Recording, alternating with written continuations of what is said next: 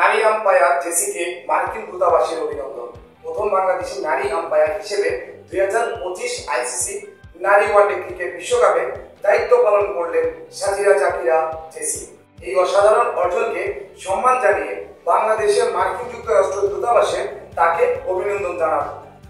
মঙ্গলবার 26 আগস্ট এক বার্তায় ইন্টারন্যাশনাল ভিজিটর লিডারশিপ প্রোগ্রামের আইপিএলপি সাবেক শিক্ষার্থী সাজিরাকে অভিনন্দন জানায় দূতাবাস।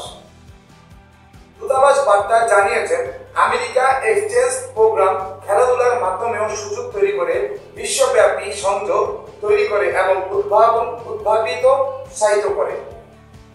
আসন্ন নারী বিশ্বকাপে জেসির দায়িত্ব পালন বাংলাদেশি নারী ক্রিকেটারের জন্য একটি বড় অর্জন হতে যাচ্ছে এবং বাংলাদেশ নারী উন্নয়নে এক নতুন দ্বার উন্মোচন করবে বলে ধারণা করা হচ্ছে।